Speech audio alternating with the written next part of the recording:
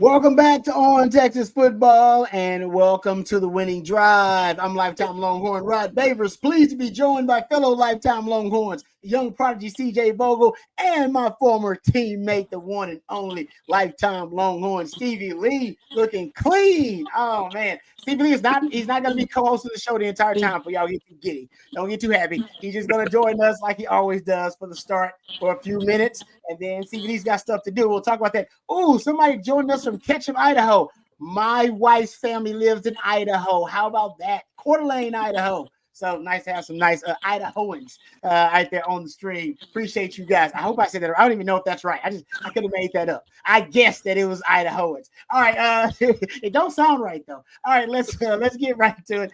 Thank you guys for joining us. You guys know how this works. You guys control the show. The show belongs to you. Super Chats jump to the front of the line. You can interrupt the show at any time. Sark at his presser today. We'll ask my man CJ about that.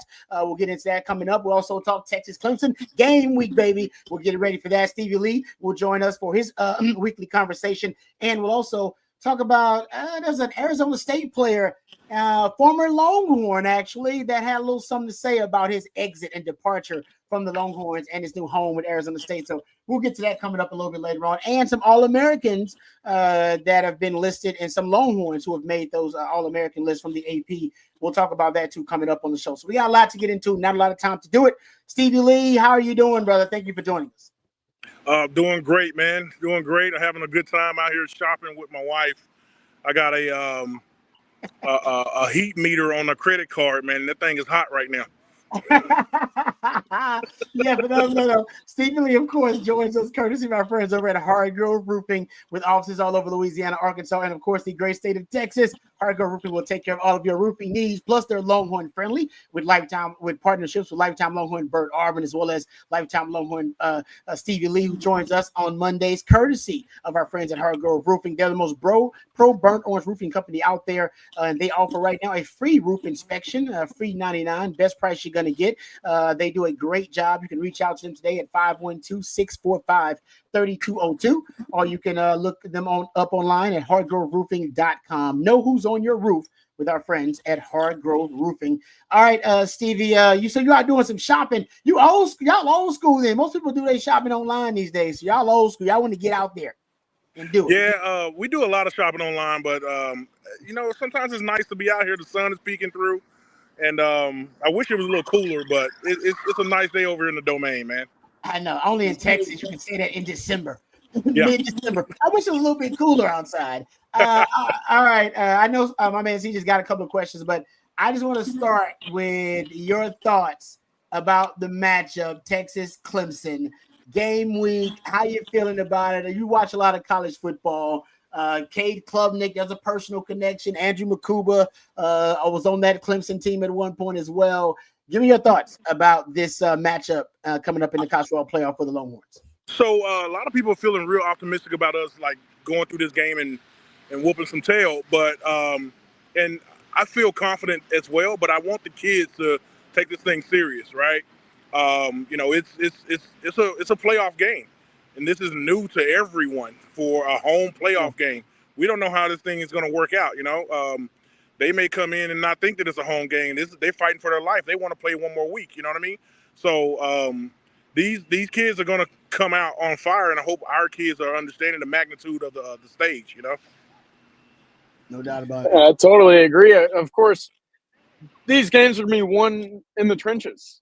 Good defensive play, offensive line, that's going to carry Texas as far as it will, and we can talk about quarterback play all you want, but if you don't have a run game, if you don't have good defensive line pressure on the quarterback, things get a little tougher, Stevie. I know that becomes a big point in development later on, but we've also talked about maybe some incoming freshmen joining the team for practices, joining the team for workouts.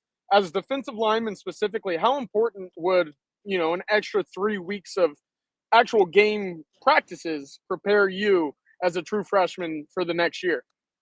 It's very important, man.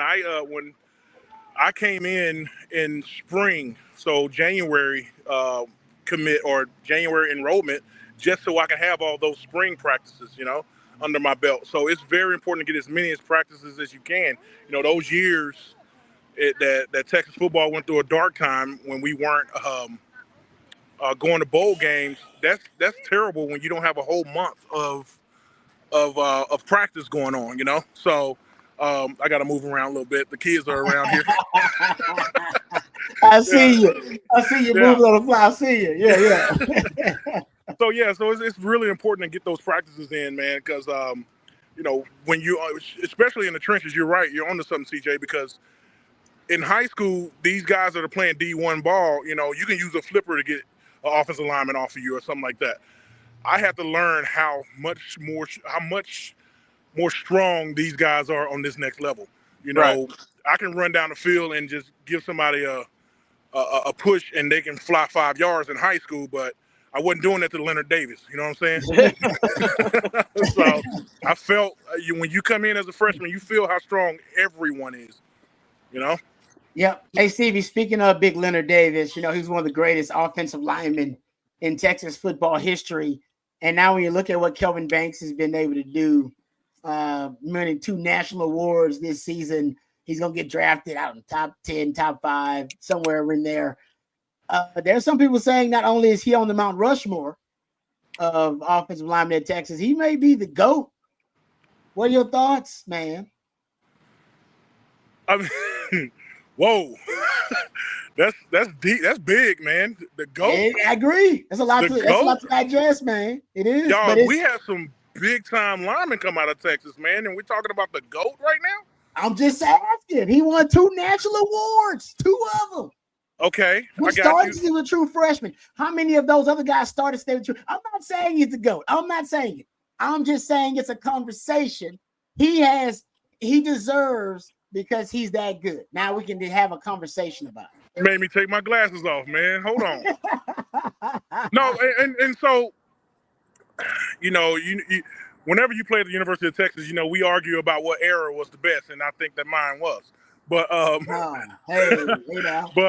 but now that you say this, man, this kid he's done some big things at the University of Texas. You're exactly right. How about the University of Texas having back-to-back? Was it Outland? Is it the Outland Trophy? Yeah. Back-to-back Outland Trophy winners, man. Yeah, huge.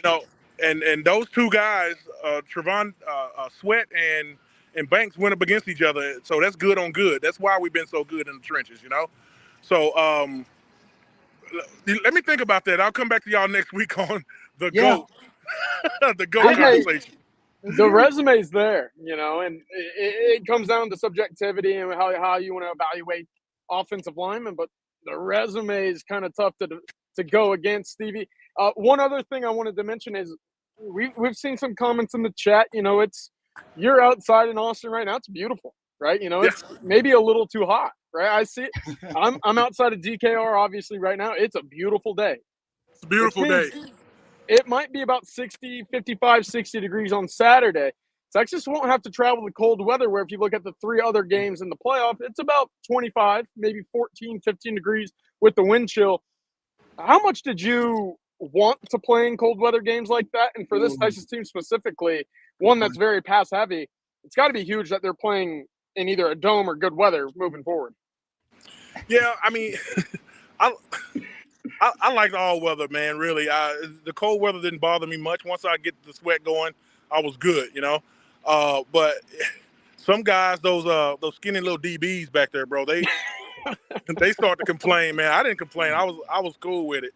I loved it. And so in this weather on Saturday, it's not going to be bad weather. Like that's prime football weather on Saturday, man. So right.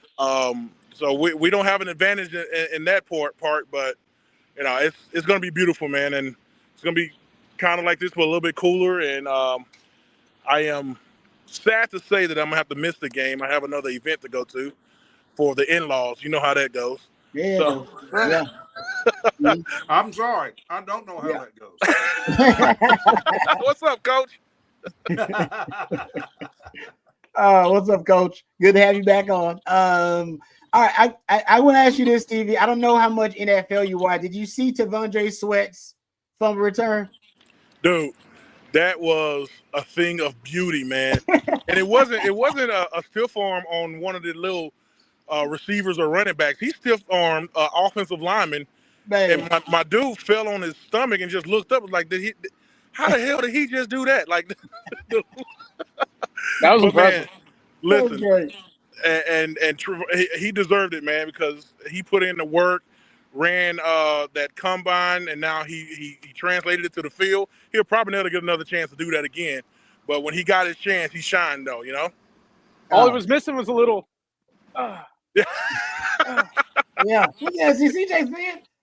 He did. There That you was a go. nice flip for him, though, man. He's athletic. That was He wild. is athletic. That was wild. Stephen Lee, mention, can you remember what you remember as your best game that you played at Texas? Oh, I would say my best game at Texas is when we played LSU in the Cotton Bowl. Oh yeah. Okay. Yeah. Oh. Because one is I started that game and I was having a really good game, having a lot of fun. But I also, I'm from Louisiana, so I played against all those guys that was on that team in high school. You know what I mean? So it was just a lot of fun playing against those guys, seeing the guys that I played against in high school. Then a lot of the guys that I played with at Evangel was on that team as well. So we were talking trash. You know how the whole week we got to run into each other, do lunches and things like that. And the other thing about that game is, back then it was the big, bad, scary Nick Saban. Yeah, it was. And I always tell people, man, I ain't scared of Nick Saban. We whooped his ass already, Hey,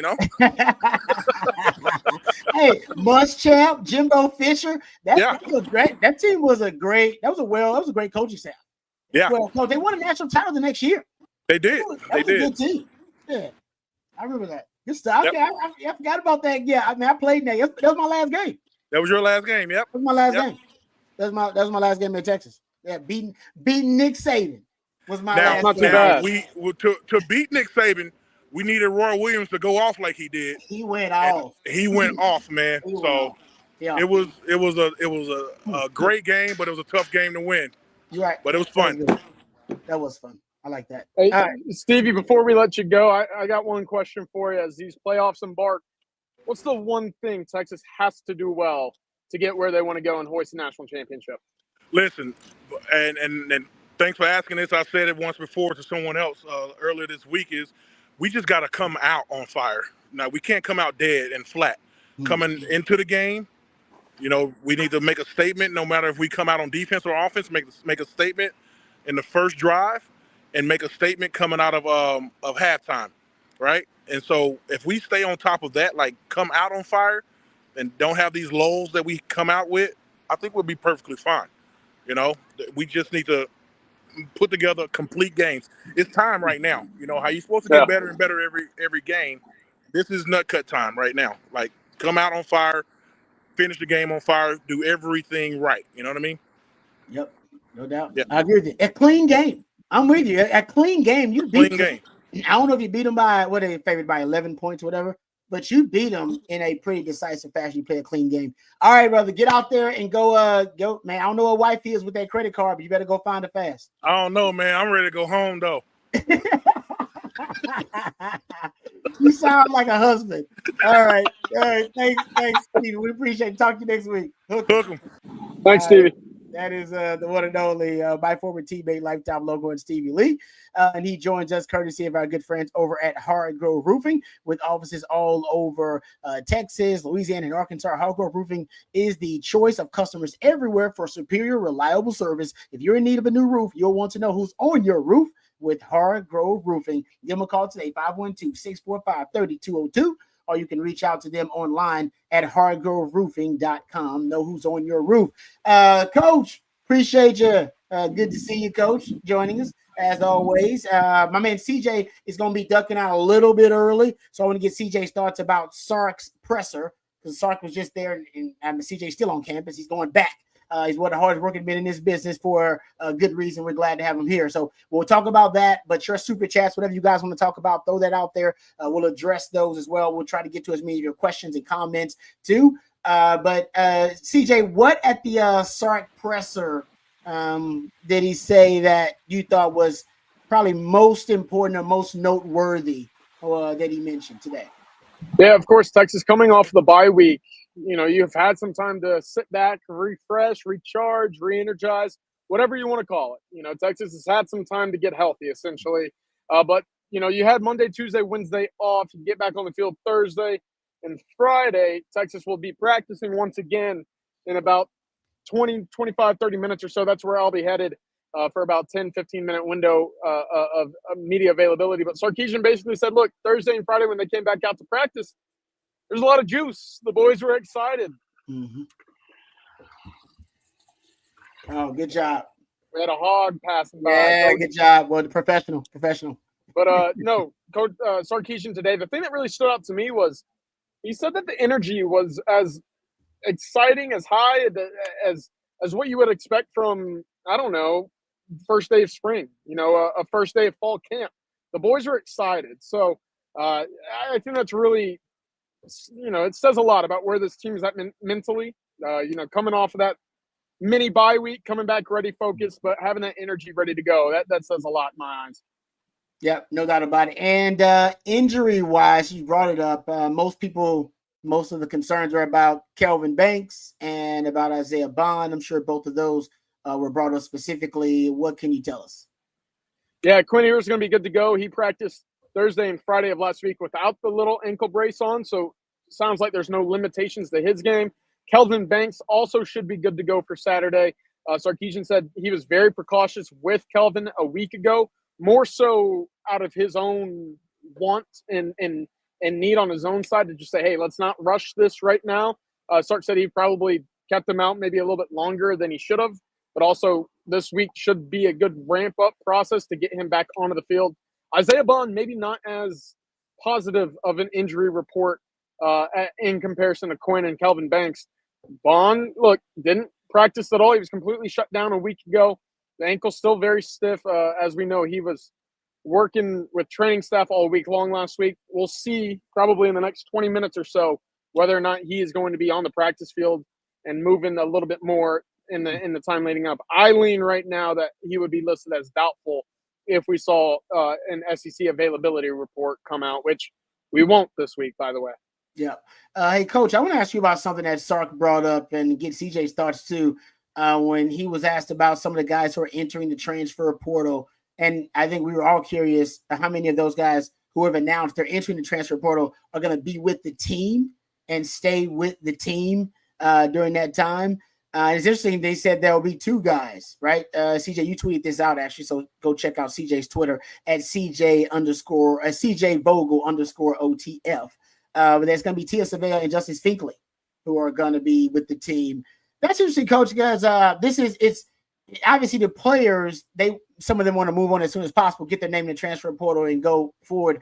What are your thoughts about Sark allowing, because people thought Sark had a hard line stance on transfer portal. You're out. All right. You can't be, obviously kind of straddling the fence there. But there is some of that allowing some of these guys to be back with the team. What are your thoughts? You're a coach, and obviously you didn't have to necessarily deal with today's landscape, but about guys who are out and guys who are in and guys who may be moving on, departing, going elsewhere. What are your thoughts about Sark allowing guys to still be with the team during the playoff run who are entering the portal?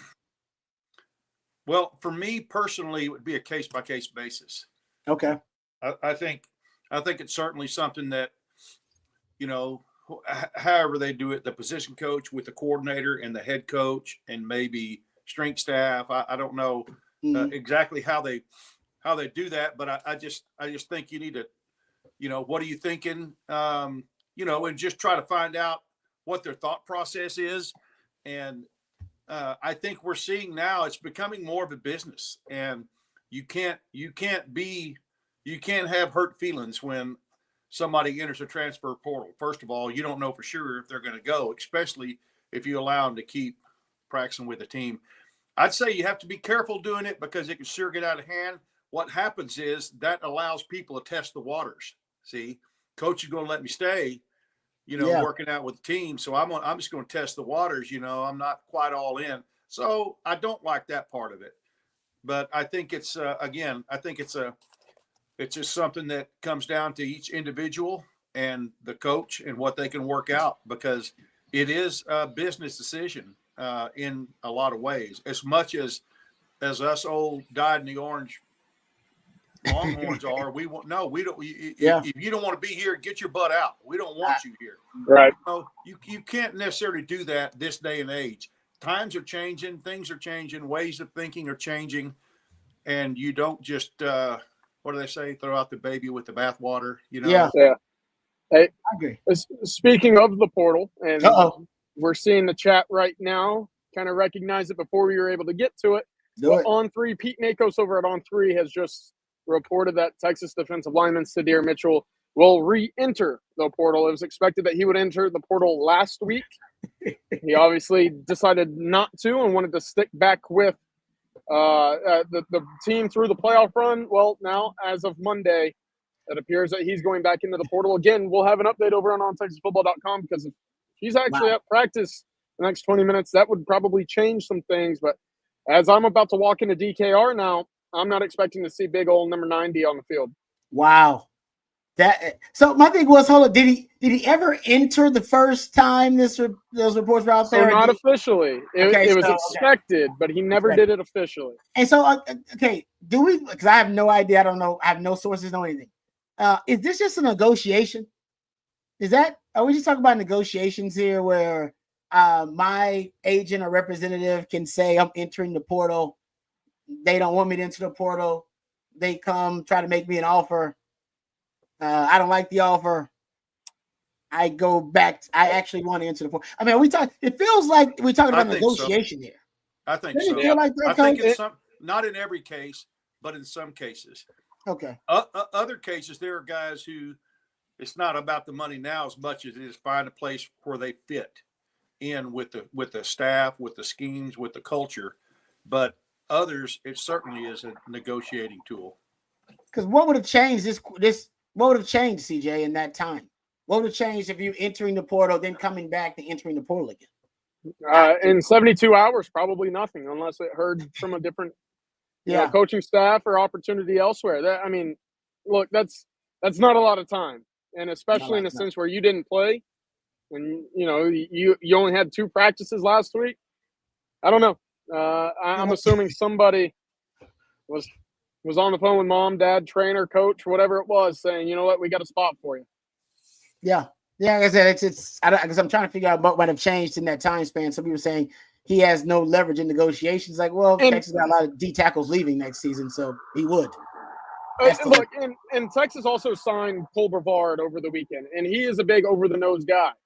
But if you don't think that Sadir Mitchell didn't know about Texas wanting to go add defensive linemen from the portal, I think that was a decision that essentially was, made out about a week ago. Yep. And then it could just be the other report was, unfounded or didn't have it. So like I said, I obviously I'm just speculating too, but it is interesting that it happened so fast. Snip, snap, snip, snap, snip, snap. Going back and forth. How about this one? Hey, 214 Texas Bronco had to do a super chat for CJ's performance of the hat toss yesterday. That was one to remember. Love this show. Thank you very much. There you go. Boom. Matthew. That looked like I had some velocity on that one.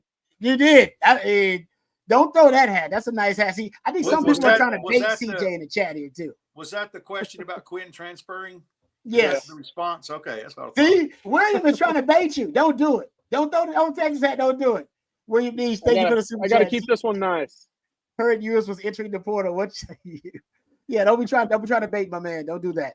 Right. So obviously the news would be that big news. Sadir Mitchell, in the portal again, reportedly. So we'll talk more about that, and of course, keep it to ontexasfootball.com. CJ, as well as Jerry, Bobby, the whole gang. I'm sure we'll be getting more details about that. CJ's actually about to head on over there right now, so CJ will have some details for you momentarily. Before you get out, because I know CJ, you're getting ready to jet. I want to bring this up real quickly. The All-Americans. The AP All-Americans for the Longhorns. We were just talking about how we couldn't get any love. The Associated Press couldn't get any love for Michael Taub. Well, the Associated Press decided to show Michael Taub some love. He was one of the 5 Longhorns who ended up getting All-American recognition from the Associated Press. First team, Janae Barron and Kelvin Banks. Those are your national award winners, of course. Alfred Collins made the second team. Michael Taft made also the second team. and Anthony Hill made the second team. Michael Taft getting some love. Love it. Yeah, I think it is. I think that's something, we were hoping that you'd get from the SEC and the conference, but seeing that, CJ, as an Associated Press All-American, trust me, as a DB, I can tell you, I mean, that's some of the highest recognition you can get as any college football player. I'm glad Taft got it. The rest of these guys that's not surprising at all. Alfred Collins, maybe he's a little bit of a surprise, so good for him. But I think easily the biggest surprise and pleasant one is Michael Taft. Yeah, 100%. It's great to see him receive that recognition from a former walk-on to now a second All-American. Someone's got to take a chance on him in the draft. I don't know if it'll be this year. I don't know if it'll be next year. But look, that's an NFL caliber output. The production's there over the past 2 years. And for Michael Taft, again, it's a Cinderella run for him in terms of coming just around the road at Westlake to now becoming an All-American. His name will be etched somewhere in the Hall of Fame over at Texas for forever, and that's awesome. Yep, it is. Coach, your thoughts? I remember you saying. Guys, I gotta go. All right, see you, CJ. Good stuff, brother. Follow CJ Vogel at _OTF. He's got a lot of great details about practice tidbits, but I'm sure about that Sadir Mitchell news. He'll have some stuff about there as well. But Coach, your thoughts? The Associated Press All-Americans and Michael Taft getting some second team recognition. Really impressive. I'm excited for him, happy for him. And now I wonder about, his next step. Is he going to consider the NFL? Yeah, I don't know. That's a good question. We talked about this a little bit last week. Is he a guy that is going to want to try to go ahead and get his NFL career started? Because better than any of us, once you sign with the NFL, it's all about getting to that second contract. Yep. As fast as you can get to that second contract, because that's where your money's going to come, the biggest bulk of it. So, but I also see him as being a loyal person, and I just mean loyal in a sense that he loves the university. He loves the program. He loves Austin. He loves the world that he's in right now. His life at this time, I'm sure, he just seems to be so positive. And I personally, for selfish reasons, would love to see him come back and continue to have an impact on this team and continue to solidify his future potentially legendary status as a Longhorn, just because he is no doubt a fan favorite, because everybody loves pulling for an underdog that nobody thought he was capable of playing at this level. And now he's an All-American. And so, yeah, those are the kind of guys that you love around the program, and that, who knows, maybe he'll come back and be a coach or, something in the athletic department, because he is very, very, very well thought of on this campus. Yeah, no, it is. It's a great secondary. David Parcells says best secondary in Texas history. They're in that conversation. I mean, I played in a great secondary, I think we were a top 3 pass defense in the country. This secondary is better than that secondary. I mean, statistically, it is. And we didn't have a Thorpe Award winner, so. It is in the conversation to be. I don't know. I haven't done the rankings. I will do my DBU rankings at the end of the season, but I don't necessarily rank the secondaries. That's hard to keep up with who's starting and playing in the secondary. You can kind of go from the years and the best players, but there are a lot of great secondary. 05 secondary was one of the great. 09, good Lord, 09 was loaded too. That was a great secondary, coach. I mean, like I said, 01 and 02, we had some really good secondaries back then. DBU has been loaded. But this group here, they could hold their own with any, in my opinion, in Texas football history. They've been that good. They really have been. All right. Is it better than the 08-09 secondary? That secondary I think that one was deeper, Coach. 08-09 was so deep. There's so many guys. They had I won't say everybody played. Everybody got drafted pretty much, right? It was Earl. Blake Gideon is the one. But Blake Gideon started more games than any other player in Texas, any other player in DBU history.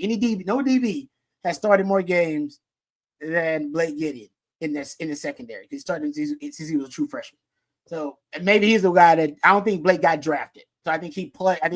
He did. Went to a camp, so he didn't get drafted. But Curtis Brown and oh man, who else was in that secondary? Along with, was it Aaron Williams in the secondary? No, that was later. I said earlier. No, he was. He was. So he was one of the ones earlier too. He was. Was Shockey Brown in that secondary? Was that Shockey too? Aaron Williams? Think he was. Yeah. They just had a lot of, oh man, Aaron Williams was a monster too. Guy played safety in the league, but played nickel and played corner.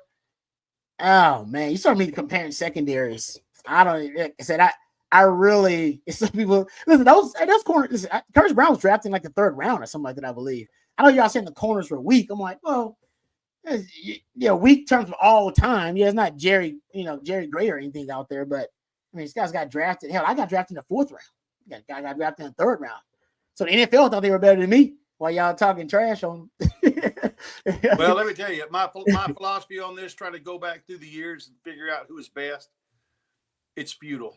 You're wasting your time. It's just like saying, man, that hamburger I had last night was the best hamburger I've ever eaten. It just hits you right at that time. You probably eaten better hamburgers in your life, but best you can remember, this is the best one because you're caught up in that feeling good burger high you get. That burger. It's the same thing with these players. I don't remember what that hamburger tasted like 25 years ago that I've bragged about so much, but this one today, it's like I don't remember watching all those guys play, but these dudes today that if they win the national championship or whatever, they're the best it's ever been. Well, that's how you're feeling today on your burger high. I love that. It's just futile. There's no way to, in my mind, there's just too much has changed. What is asked of players have changed. I mean, it's just so much different now than it was even 10, 15 years ago, really, especially with the air raid being so predominant in the, and across college football now. It's a whole nother game. Totally agree with you. Yeah, I'm still going to do my DB rankings, but I agree totally with Coach. Someone wants to know where I have Aaron Williams. I don't know. I got to go look at my DB rankings. I had them from like 10 years ago. I did these things, so I hadn't done them in a long time. Not sure where I had Aaron Williams. I got to go check it. Let me go check it. I'll see if I can find it, and then I'll let you know where I have him. I'm a big fan of Aaron Williams, so I think he's a beast. Someone says, now I need a burger. There you go. I would like one too. I hope it's the best burger you've ever eaten. Yeah. You see, is he liked it about women too, Coach? Is your burger analogy? Does it? You know what? That's a very good point. That's a very good point. Yeah. See, your woman is out of town, so you can say that, Coach. Yeah, that's right. All right, let me flying in from Cabo tonight, though, babe. Yeah. Oh, coming back tonight? All right, there you go. All right, Coach been a bachelor for a few days here. All right, I've been cleaning this house like a madman. Every man has got to do it. You can't let her come home. You can't let a woman come home to a dirty house. Nah, man. Trust me. No. You don't want to have to deal with that. No. I don't want to deal with that. So I agree. Because men, we don't clean. Women clean as they clean like throughout the day, like different stuff. Yeah. Now, men clean all at one time.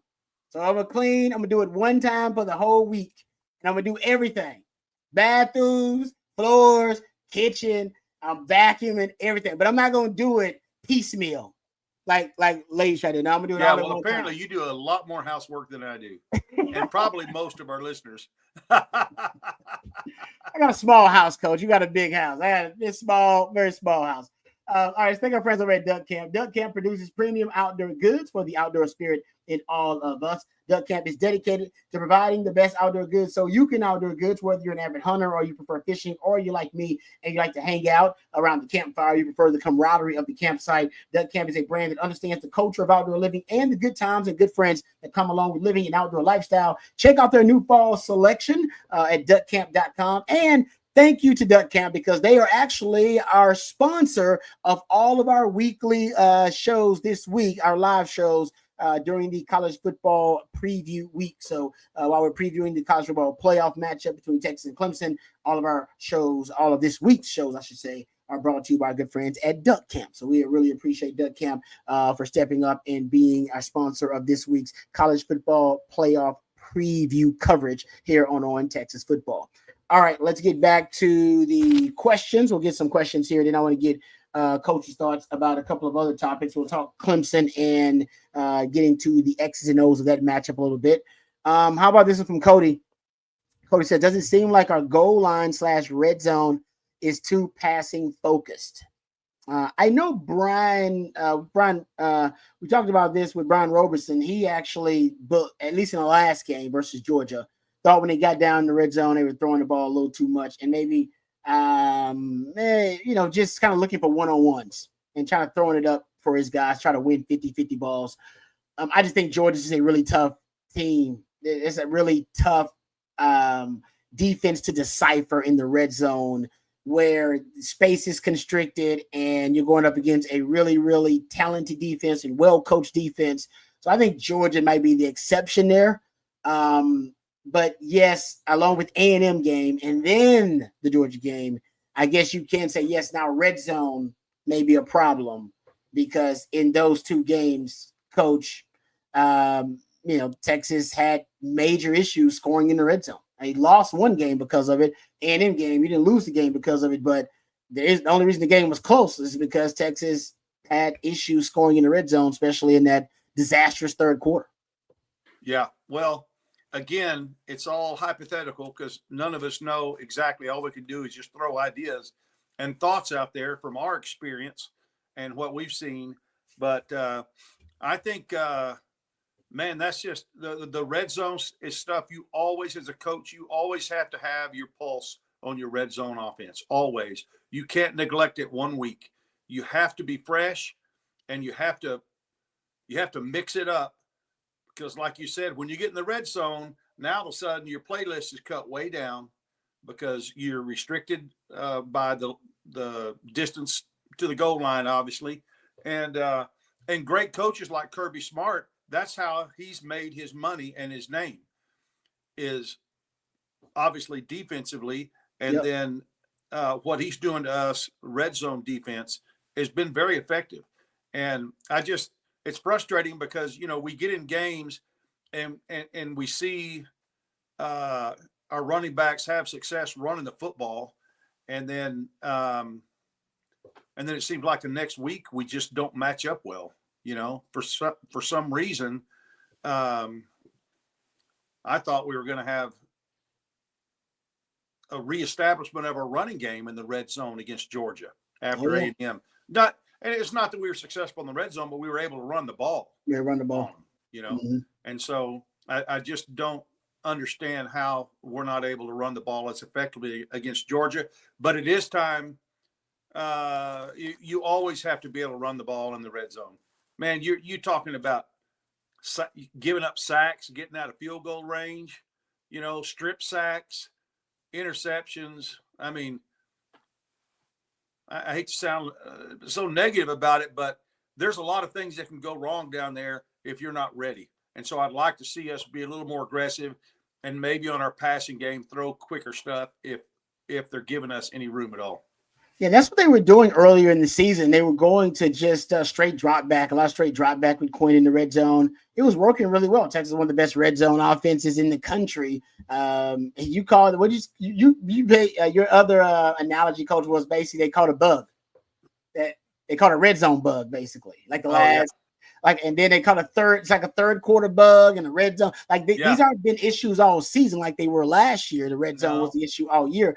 But it does seem like the last 2 games, red zone has become a problem. Last 4 games, third quarter has become a problem. And sometimes it's a little bit of both. And I'm with you. I don't really know if it can lose you a game. There's no doubt about that. That definitely happened in the Texas-Georgia game. But I don't know if we've been able to find out if it's actually something that is a systemic issue now with Texas or if it's, like Coach said, it's matchup based and it's just Georgia. Yeah. And maybe it was just now the third quarter is not just Georgia. The third quarter existed way beyond Georgia. But your running game is a Georgia thing, in my opinion. But we may come in against Clemson and for whatever reason, their defensive mentality or their scheme or technique, different things, maybe just straight up personnel, we may match up totally different against what they're doing, you know. So it's just really hard to compare the running game week in and week out because you see different things. You have some defensive coordinators that are more aggressive than others. You have some that have you pegged. And, you know, we played, 13 games now. Is that right? 13 games. So they got a pretty good beat on us, you know. And so I think we need to continue to evolve this offense and, of course, the defense. But we need to keep evolving it. And I just think I think Sark goes in the staff going each week and start game planning for an opponent. And while I think they're certainly cognizant of some deficiencies like red zone and third quarter, I think first of all they're going to go in and say, okay, let's look and see what they do red zone. Let's look and see what their defensive philosophy is, and then let's pattern our red zone offense to fit what works best against what they're doing defensively.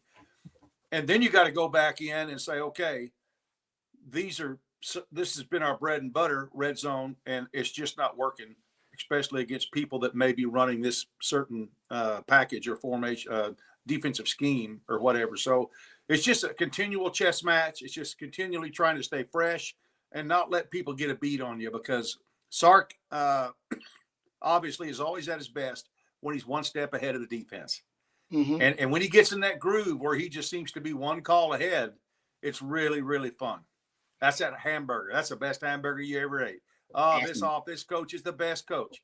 Look at him. He's lighting it up. Quinn, man, he, you know, Heisman, you know, when it's on and it's working, it's good. But when he's off, it's almost like we're flailing, trying to, you know, just throw mud on a wall and see what sticks. I think the third quarter issues are Sark issues. I think the red zone issues are kind of Quinn issues more than anything, actually. And the run game issues, I think that's a matchup issue. I think that's just Georgia. Georgia's well-coached scheme personnel, they shut down your running game every time, and they do. They make you a one-dimensional team. Your running game, the wide zone and the counters, they just don't work well versus Georgia personnel. By the way, only 3 teams in the country got Georgia-type personnel, so you're good. Like 4 teams, and you're one of them. That's about it. So you ain't got to worry about too many Georgias like that. But I do think the third quarter issues, I think that's something on Sark, the struggle between Sark being the scripted plays, Sark as the coordinator, and then Sark as the scripted coordinator, and Sark as the play caller. And I think there's some adjustment. Sometimes that's a tough adjustment there for Sark. And then not having a running game, by the way, that does hurt that. But I think that's mostly because, like I said, that's Georgia. You had a running game against A&M. You had a running game against Kentucky. We'll see if you have one against Clemson. If they can't run the ball against Clemson at home, then maybe it's not. Maybe I'm wrong about it being a Georgia-specific issue. But I thought they figured out something in the running game late. My eyes did not deceive me. I was watching the same film you were, and I was like, they found some bread and butter. They found what works for them in the running game. It just don't work versus Georgia. It's a lot that don't work versus Georgia. Yeah. Ryan says, Rod, coach, did that end of regulation drive and overtime possessions remind you of a Washington game last year? Not a fan of the play calling or execution. That's fair, Ryan. That's a great point. It was just like, AD Mitchell, go make a play. Yeah. So, and by the way, he almost did. You see AD Mitchell threw the interception on the double pass this weekend, coach? Nah, I missed that. Oh, he threw an interception. People are hating on AD Mitchell. By the way, AD Mitchell's ass, and I'm not talking about his ass, average separation score is ass. Yes, that's the stat. It is. I'm not making that up. I didn't get that one. No, it is. His average separation score is one of the best in the NFL week after week. Like, means he's creating more separation. He's open a lot. They just can't give him the football. So yeah, I know he made a throwing interception, but AD Mitchell's actually been balling this year, playing really well. It just hasn't necessarily resulted in the productivity or the stats because the Colts got some other issues on offense. I will say, Coach, did you see the T'Vondre Sweat fumble? Yes. You saw that? Okay, I'm gonna give you guys a stat. How about this? I'm gonna send it actually to Matthew so he can get it on the screen. We're doing this. We're live. I'm freestyling it. Because I saw this stat about my man T'Vondre Sweat. I thought it was really, really cool. So, and I sent it to you, Matthew. So per True Media, this comes from 33rd. So the NFL draft analyst for the 33rd, James Foster. He said per True Media, T'Vondre Sweat's 30-yard fumble return, it was the longest for someone who was 330 pounds or more since at least 2000. It was a 30-yard fumble return for a 330 plus pound man. Now, T'Vondre Sweat might be 350, 360. But look at the list, guys. You know who's number 4? Big Sean Rogers. See? He's on the list too. He had a 21-yard fumble return. And then he had another one, Big Sean Rogers did. In 2007, he had a 10-yard fumble return. So three of the players on this list, and you're talking about this is since 2000, so the last 24, 25 years of players who are 330 pounds or more to return a fumble. And 3 of the top 10 longest fumble returns by 330 plus pound humans since 2000 are Longhorns. Crazy. Okay, so yeah, stiff arm was awesome. Stiff arm was so who figures up stuff like that? I don't know, but I'm glad they did. Look at every fumble return, then you got to check their roster weight and see what they weigh.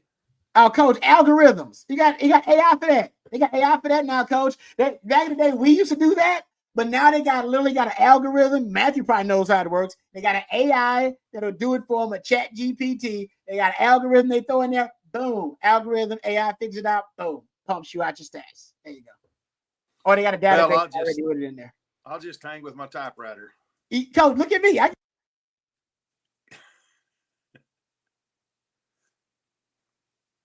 You're muted, Rod. Mike came unplugged. I apologize. There you go. But yeah, I'm writing on paper these days too, so I'm still old school, coach. All right. Before we get back to but do you have a flip phone? No, but you should. You should. You want to know why flip phones are important, coach? But they can't get hacked. Can't get hacked.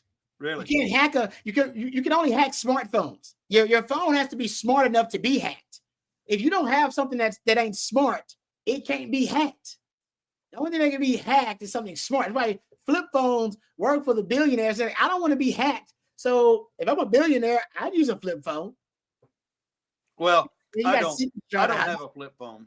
I know, but I'm saying the advantage to a flip phone is you don't get hacked because your phone's too stupid.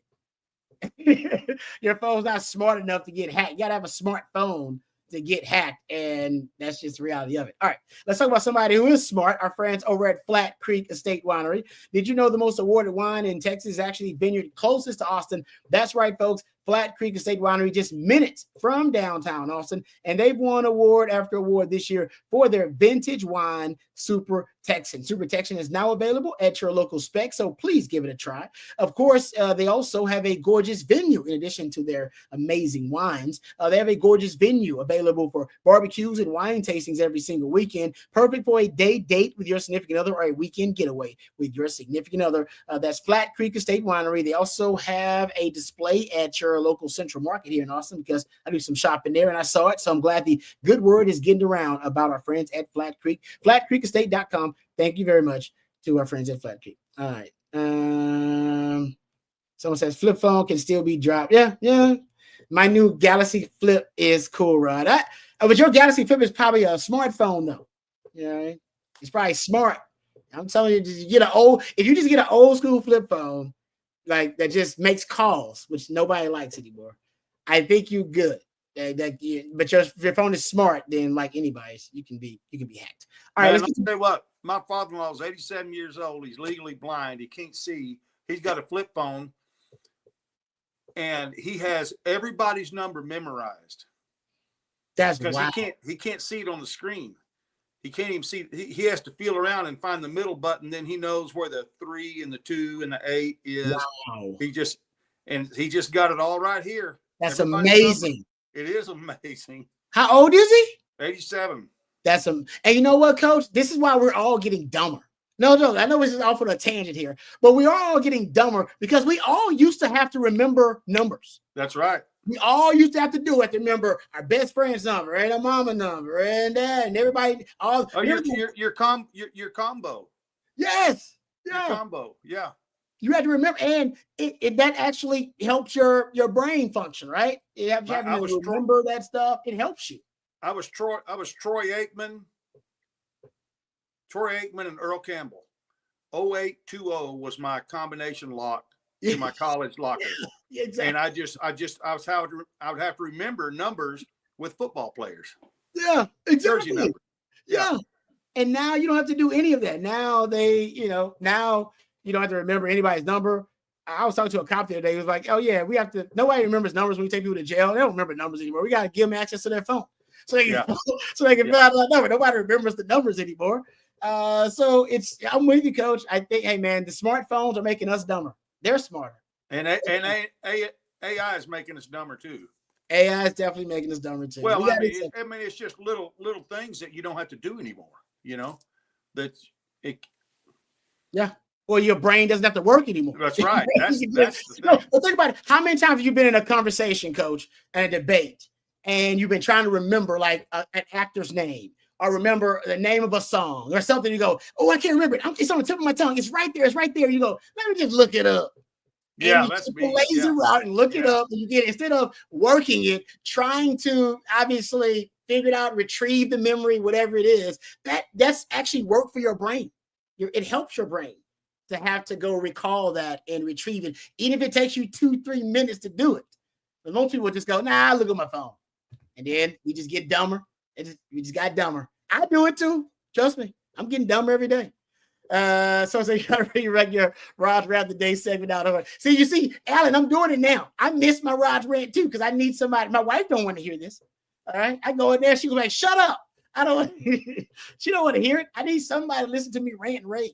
All right, let's talk to Brad. Ask my man Bradford here. Let's answer his question.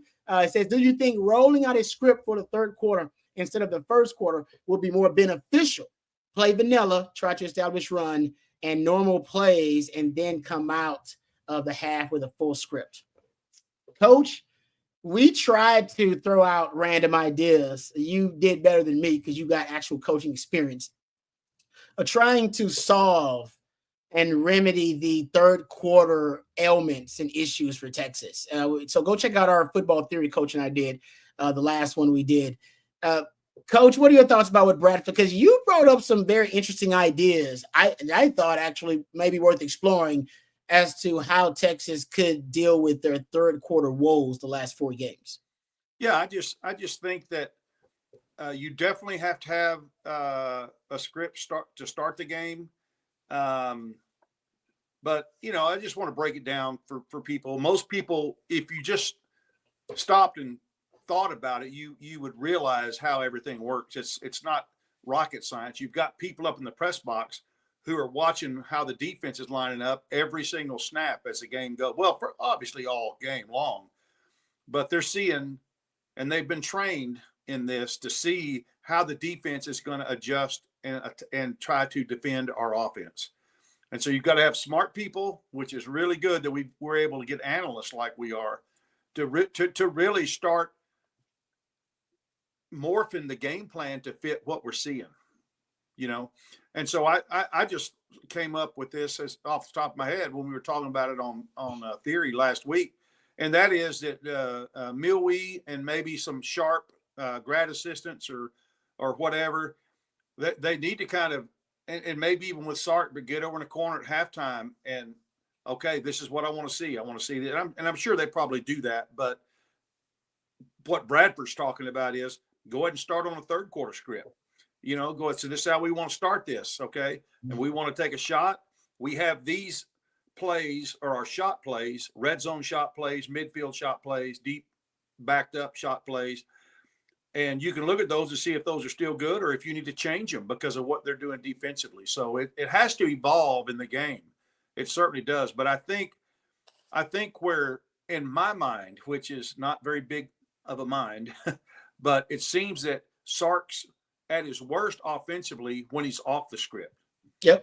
And he's just having to wing it, and there's just not a lot of imagination and there's just not a lot of, you can tell the ones that are scripted, you can tell he saw something they were doing. He's going to run this motion, do this shifting, do this play action to get the receiver open or the hole open for, whoever the ball carrier is going to be. Let's watch that this week. I think if you watch when he's off the script, see how productive we are. Yeah, I can't believe he wasn't asked about the third quarter, actually. I thought he'd be asked about it today. And I'm not sure he was. I got to go check, but I didn't see anything about it. But I'm with you, Coach. I think you hit the nail on the head. I think Sark is great in terms of research and game planning and coordination. He's amazing because his first quarter scripts, I think his script is like 40 plays, actually. It is among the best in college football and has been, by the way. Remember in 2021, he was doing that, even with, in his mind, athletes that really couldn't necessarily execute and maximize his scheme. He was still getting up big based on the script and the game planning. And then we would see, teams able to come back because Sark oftentimes would lose the battle of adjustments. He would win the opening script, but lose the battle of adjustments. And I think now he doesn't necessarily lose the battle of adjustments a lot. He lost it versus Georgia, of course, but he doesn't lose it as much. He would lose it in 2021 and 2022. Now it's more about him becoming a chess master. And how can you have the same success from the original script with the adjustments and the modifications to the offense? Because ultimately, to me, I think Sark needs to use some of the same stuff that worked. And I think he oftentimes gives too much credit to the opponent. And he's like, I can't use those same stuff that worked in the first half. And I'm like, yes, you can. Yeah, you can. Yeah, you can. You can. You need to use it. And he did that. I'll bring it up from the last game. Targets to motion. He had, I believe, 10 targets to motion in the first half of the game, killing them on. Their 50-yarder was a target to motion, a 30-yarder targets to motion. Whatever the adjustment that Georgia was making to it, they couldn't figure it out.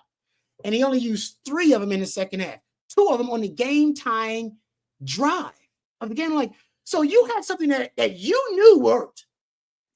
You knew it worked because you ran it 10 times, the most you had ever ran it in any half of football you ever coached at Texas. So you knew it worked versus Georgia. And then the second half, you decided 3 times. And twice when you really needed it, when you had to have a score, you went back to that concept, and yet I only saw it 3 times. He did it in the same thing in the Washington game. Pony package. It was killing. Right. Second half, the second drive of the game, they went right down and scored on the pony package. Washington wasn't ready for it, had no answer for it. You averaged 10 yards per play on the pony. You ran it 7 plays in the first half. You ran it like 3 plays for the rest of the game. Yeah. And I was like, well, you average 10 yards per play. Why not run it until they stop it? Let them choke on it. Well, Rod, I think it's because he specifically worked those plays out in his office or in the staff room or whatever, and then scripted them, called them, they worked. There's not a script in the second half. That's why I'm saying he's winging it in the second half. That's why I think he's not doing a real good job of it, and I think that has a lot to do with our third quarter woes. Yeah, no, I agree. But I'm saying go back to the script. Go back to the script. Yeah. Go back to it. Take a couple of things off the script that work. You got people tracking it upstairs that say, Coach, we killed them on targets. Coach, they had no answer for the pony. Coach, we killed them doing double moves. And hey, Coach, we should do it more. Can we just put these concepts in the new script for the third quarter? That's all I'm saying. I'm saying Sark don't like leftovers. I love leftovers. I play the hits. All right. When I like a song, I play it over and over again. Love that damn song. I'm going to play that song all the damn time. Sark don't like to do that. So I play the hits. That's all out. That'd be my advice. Like, play the hits, man. See if they stop it. All right, Bradford. Thank you for that super chat. Jose's got a super chat here. Jose, Coach, he wants to know who is the best player you ever coached while in high school. Also, who is a player that surprised you that went on to do great things at the next level? So basically, who did you not expect to be a great player that proved you wrong? And then who also was a great player you coached in high school? That's a good question. Yeah, that's a great question. I would say the best player I coached in high school that was not from my loins would probably be say it like that. A toss-up between Stephen McGee and Graylin Brown, both quarterbacks. Stephen was a quarterback at Vernon and then A&M. Mm-hmm. Graylin Brown was a quarterback in Brownwood, but he's about 5'9". If he'd have been 5'11" or 6 foot, he'd have played anywhere in the country he wanted. The dude had ice in his veins. Graylin Brown. He's a guy. He started in every sport at Brownwood. When the game's on the line, he'll lay the 3-pointer in, nothing but net. We're playing our arch rival, Abilene Wiley. Game's on the line. He's up to bat. He knocks a grand slam over their bus, which is parked behind the fence. I mean, he's just that kind of guy. You know, he just when the ball's in his hands, special things happen. Not incredibly fast, but fast enough to make people miss him. Yeah, those two. There's a guy that I don't know about surprised me, but there's a guy that I coached out of Belton, and his sophomore year, I could tell it was going to be pretty special. His junior year, I mean, this dude's on our relays. He's on mile relay. He ran the open quarter, and this guy did, and he played defensive end, and he was about 6'5". What? And I knew that he would grow into his body. And he's a great kid, very likable, very coachable. Moved to Belton from a 6-man school in Oklahoma. His name is Logan Hall. Logan Hall went on, and I'm trying to get people. Oscar Giles looked at him at UT, but then Applewhite signed him at Houston and was really like, I don't know about this dude, Chip. I mean, is he the real deal? Because he ain't said 2 words to me ever since I started recruiting him. I said, hey, Dad, you be glad of that, okay? Because when he says something, he has something to say. He goes on and has a great career. But I told him his junior year, I said, Logan, you are going to play in the NFL. And my prediction is you're going to play in the NFL longer than anybody I coached. And he just looked at me like I was crazy. And he said, Coach, this is my first year as a varsity player. I said, I'm just telling you. You just keep training. You keep working. Now, now he's with the he's with the Bucks. Tampa Bay. Yeah, I got drafted early. I think maybe 2nd round or something. Second round. That's right. Round. Yeah. He's the highest draft pick from a high school player that I coached. But he was special, man. Still is. Great family. So you knew he was going to be an NFL guy. Oh yeah. Oh no. What year? How old was he when you knew that? When he was a junior, he was on the kickoff team. He was covering kicks at 6'5", 6'6", and he's the first one down the field, and he's just laying people out everywhere. And I'm like, they're like, Coach, we need to move this guy to receiver. I said, no, we don't. He's going to grow into that frame. You just let him go. Just let him go. He's going to be a defensive end. And he's going to be a good one. Man. And he finally grew into his body. And like I said, Major took a chance on him, and he wound up being a great player for Houston. And now with Tampa Bay. Man, good story, Coach. That's good stuff. Good. As a matter of fact, Oscar and I were like, oh man, we should have signed that dude. He's killing it out there in our defense. Yeah. So y'all basically gave the assist to U of H, basically. Actually, there was a little problem back there. There was an NCAA rule. Do you remember in basketball they were hiring AAU coaches to college staffs and making them like like some assistant. They weren't coaches. They were just there to get the kids from their AAU team there.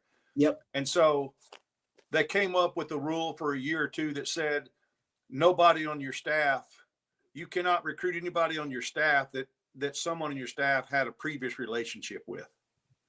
And so I coached him, so I had a previous relationship with him. So we didn't think we could sign him. Wow. And I forgot about that rule. It was a crazy rule. And in fact, it was one of those stupid ideas they came up with, but they were trying to stop 1 or 2 people, and they did it all across the country. And that's why I'm so glad to see them opening up the staff now, letting more people come in and learn under these great coaches. And they're not getting paid much, but there's a lot of them that say, hey, Mom and Dad said, look, hey, go, this is your shot. We'll take care of it. Yeah. You go up there and be a GA or whatever, and just try. So now they're I mean, that's basically unlimited now, I guess, what you can have on your staff. Yeah, I didn't think about that. That's a good point, Coach. Yeah. That's great story there. All right. Before we get back to the questions here and the super chats as well, let me thank our sponsor, one of our sponsors, for this this live with our friends over at South Point Dodge. Hey, Texas football fans, you can score an easy extra point this season when you get to the point over at South Point Dodge. They have over 600 vehicles in stock right now, including a great selection of Ram 1500s, 2500s, and 3500s. Whatever your truck needs, South Point Dodge is the one-stop shop. Also, they have a great deal happening right now with over 50 Ram 2500s, all marked down with huge savings at South Point Dodge. So you can go check them out at southpointdodge.com, or you can go see them in person. And they're really fantastic inventory off of I-35 in South Austin. Go check them out. Austin's automotive everything. Whatever your truck needs, South Point Dodge is the one-stop shop. That's southpointdodge.com. And thank you very much to South Point Dodge for sponsoring the winning drive. Coach Bradford wants you to know, said also, Coach used to break my heart at Burnet back in the early 2000s. Said he played for Liberty Hill. Oh, yeah. I tell you what, that was a fun battle. I really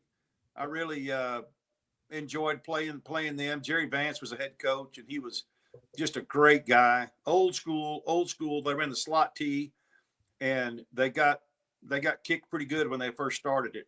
And then by the time they got it Jenning, they're winning state championships, and we were heartbroken at home. But anyway, yeah, that was good. A lot of fun. Big games. There you go. Thank you, Bradford. We appreciate the super chat. Very kind of you. Naaman Roberts, Rod and Coach Shipley, I have a serious question. Thank you, Naaman. We appreciate the serious question. Sark Day, talking about Ryan Day, Lincoln Riley, Lane Kiffin, and so on are all great offensive play callers, but not one has a championship as a head coach and play caller. Okay. Good point. Who's the last college coach? The NFL, because Andy Reid, he has done it, and then he also had Eric Bieniemy there for a while. So it happens in the NFL. Would it have been Steve Spurrier maybe at Florida? Yeah, because Urban didn't call his own plays, right? No, Tom Roman called plays for Urban. Yeah. Man, that's good. That's good. I got to go back and look at it, but you might be right about that, Naaman. You might be right, Coach. You might have to go way, way back. Just trying to think of. Yeah. Yeah, but I tell you what, there's going to be more and more. Kirby didn't call his own defense. Ed Orgeron, Dabo. Scott Frost probably did at UCF, if you want to call that a championship. Don't you do it, Coach. Don't you do it. Jimbo Fisher. Jimbo's your guy. There you go. It's Jimbo. Did Brian Kelly? I don't know about Brian. I'm kind of thinking maybe he did too.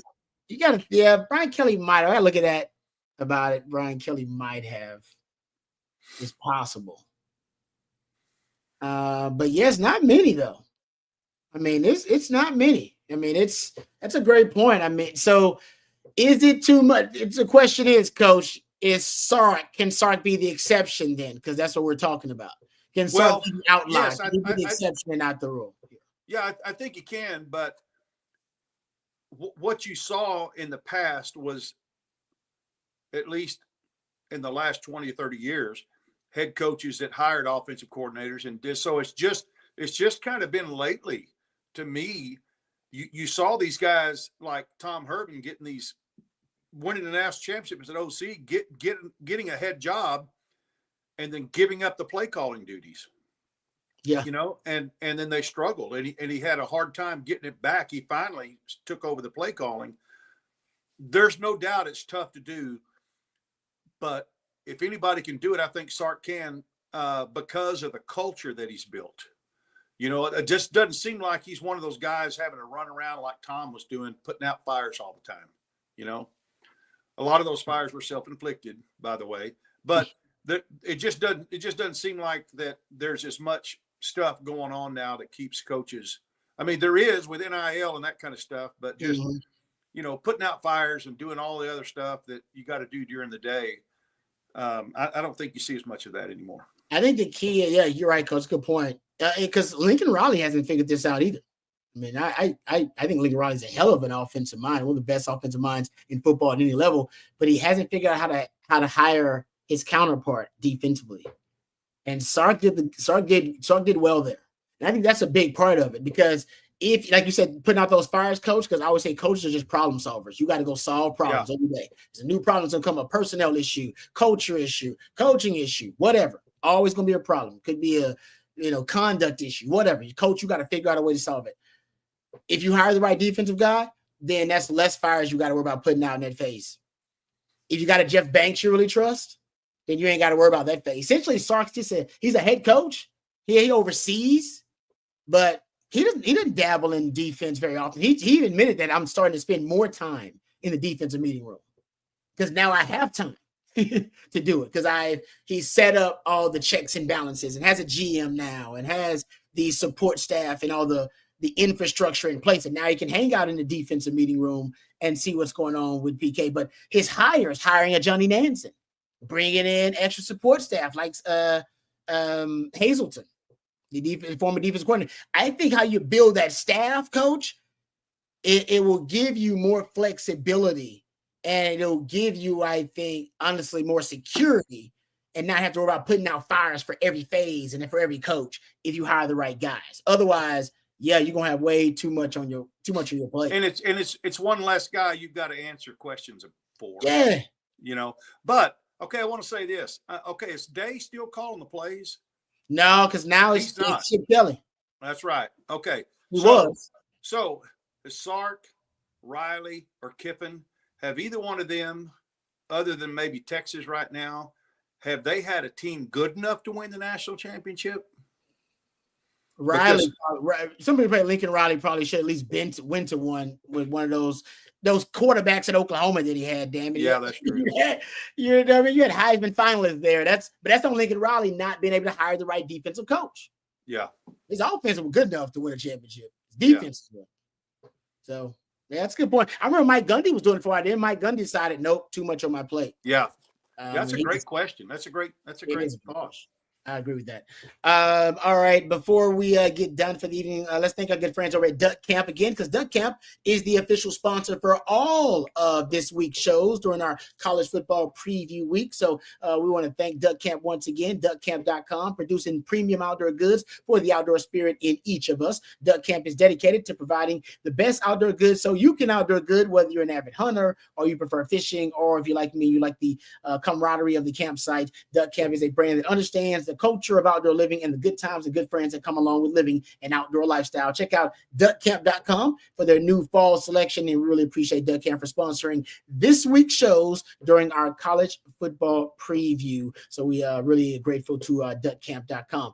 All right, Coach, let's talk about the news that broke earlier today that Sadir Mitchell, we had CJ on earlier. He's going to, I'm sure, find out more details about this. So keep it tuned to ontexasfootball.com and On Texas Football. But it looks like Sadir Mitchell may be heading back to the transfer portal when a lot of people thought that he would take his name out of the transfer portal initially. That's the latest report coming from On3 and some other sources as well. D tackle now, once again, for the Longhorns is a big issue. Or at least it's going to be an uncertainty going forward. It was this year, and they got 3 D tackles in the transfer portal. It looks like they may be trying to get around 3 D tackles again. They got 1 via the transfer portal. Maybe trying to get a couple of more now with the Sadir Mitchell news. Yeah. I think I don't know. Was Mitchell ever a guy that was going to be an impact player? I mean, I feel like he's probably going to have to lose some weight.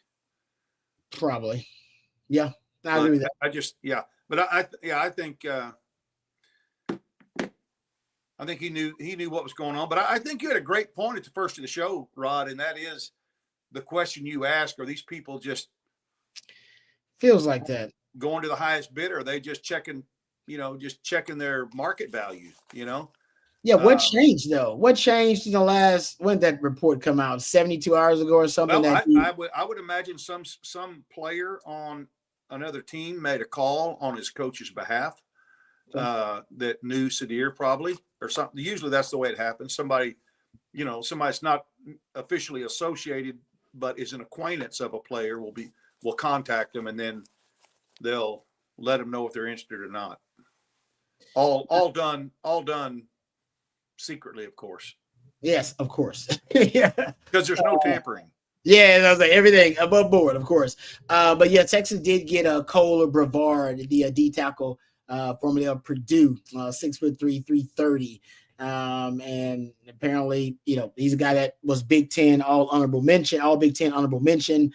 He can come in and play that A gap that they need to really kind of stuff the run. But they need more bodies. They're gonna need more big bodies before it's all said and done. Got a lot of young guys in that room at D tackle. And Coach Kenny Baker did a really good job this year. I think a lot of people underestimated what kind of impact Kenny Baker was going to have too. So he's got his hands full once again, not only developing that talent, but he needs some of those young guys to step up quickly and contribute. So that is the big news today, is that Sadir Mitchell reportedly re-entering the transfer portal. All right, Coach. I want to ask you one more other thing before we get out of here about the Texas Clemson matchup, about the game coming up. Cade Klubnik, did you ever have any interaction with Cade Klubnik? No. Did you barely miss? Okay, I wanted to ask you about. No, my son Jackson did. Okay, with some of the camps he did out at Westlake. Yeah. Okay, yeah, because all I hear is good things. They're Yes. good football character, and that concerns me because he's one of the better quarterbacks in the country this year. Do you have a concern going into that matchup? Texas favored by 11 points. What is your concern? I've got a couple of concerns. I think that they're a program that has had to endure a lot of people throwing rocks at them over the last year. That's fair. Especially the way that he has vocally handled the NIL and transfer portal and stuff like that. And it's I don't know. Maybe I'm looking too much into it. It almost looks like a statement game, though, to me, for him to say, see there, you don't have to go out and sign all these guys in the transfer portal to win. You know what I mean? So there's a lot on the line here for the future as a head coach. The legacy that he's going to leave, is he going to be remembered as a guy who couldn't change with the times and stubborn and stuck his boot heels on the ground and it's not going to budge or what? So that scares me, because he will leave no shells left in the chamber on this game. This is a huge game. First time these two teams, I think, have ever even met. But anyway, and obviously a quarterback being able to come home, being the competitor that he is. Yeah. I still, you look at the two body of work. So I'm happy with the quarterback that we have. I wouldn't trade quarterbacks with them. Would you? No, I will admit Cade's had a better year this year, though. I can say times. Yeah, at times. Yeah, at times this year. I'll admit that. But I think Quinn is a better quarterback overall in terms of the entire resume. Yeah. I'll take Quinn. But I'm with you. That's a great point about basically Dabo Swinney has been mocked and ridiculed for his lack of being progressive and forward thinking, and Texas kind of represents the most progressive and forward thinking school and program when it comes to NIL and transfer portal. They're on the cutting edge of the changing landscape in college sports. And people are saying that, Dabo, man, you're old school, you're archaic, you're antiquated, You're a dinosaur. And that's a great motivation that, okay, yeah, let's see if I'm a dinosaur, if I'm just, hey, maybe I'm just an outlier. Maybe I'm just going to blaze my own path. I like that as a thing. Well, he could do the same thing with his team. Look, we're a family. I didn't give up on you guys and you didn't give up on me. Yeah. I didn't go send you off somewhere else and try to find somebody to replace you, because you're who I want. If I wanted somebody else, I'd have got him. I want to come out here and win this game with you. Okay, not a bunch of guys that are bought and paid for that don't give a crap about the University of Texas. That's just probably what he's saying, Damn, that's good, Coach. I'm telling you, man. I used to write those back when I could forge. I used to write those letters from opponent coaches and stuff all the time and post them on my bulletin board. Coach Shipley, looking forward to the game this week. You got a great team. I'm not sure how you're getting through with your left cornerback. He's a little bit weak or whatever, but we hope it comes down to the kicker, because we have the best kicker, Anyway, just put stuff like that in there, and the guys believe it every time. That was damn good. I ain't gonna lie, Coach. That was good. That was a nice spin. He's like, I ain't like them. They want to replace you. I ain't trying to replace you. Exactly. I'm trying to run through a brick wall. That was a great speech, Coach. You still got it, Coach. You still got it, damn it. You still got it, man. I'm like, hold up. Coach is right. You're damn right, Coach. Thank you. Yeah, exactly. Oh, you're right, David, man. Coach still got it. All right. Let's get to the end of our show today. Thank you very much to Matthew. Matthew behind the scenes, guys. Give him a round of applause. Matthew is a real MVP. Always doing a great job. We appreciate him. Without him, this show would suck. Also, I want to tell thanks to my man Stevie Lee, Lifetime Longhorn Stevie Lee as well, for joining us early in the show. CJ Vogel was on with us, so appreciate CJ ducking in and out, giving us his time. Thank you to our sponsors as well, duckcamp.com. Thank you to southpointdodge.com, Hardgrove Roofing, and that's why my man Stevie Lee comes on, courtesy of Hardgrove Roofing. So really appreciate them as well. And also thank you to Duck Camp for sponsoring all of this week's shows. They sponsor all the shows this week during our college football preview week. Flat Creek as well, flatcreekestate.com. Thank you to them. And Coach, thank you, because your time is valuable, and I learn something every time I do a show with you. So I really, really appreciate that. And thank you guys. So go ahead.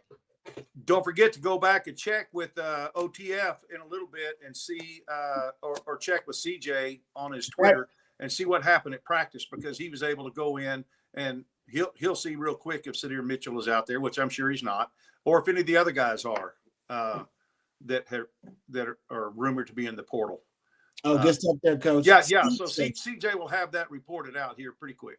CJ Vogel _OTF to follow him, but keep it tuned here to On Texas Football and ontexasfootball.com, just like Coach said. Thanks for that reminder, Coach. And thank you guys for all the super chats. Thank you guys for all the questions. Really appreciate it. Tomorrow, make sure you're tuned in to Coffee and Football starting at 8 a.m. We'll have the Tuesday live stream at 7 p.m. and all things in between that are related to Texas football. We got you covered here at ontexasfootball.com. All right. Thank you, Coach. Thank you to Matthew. Thank you to Stevie Lee. Thank you to CJ Vogel and all of our sponsors, especially duckcamp.com for sponsoring all of this week's shows during our college football playoff preview. And until next time, hook 'em horns.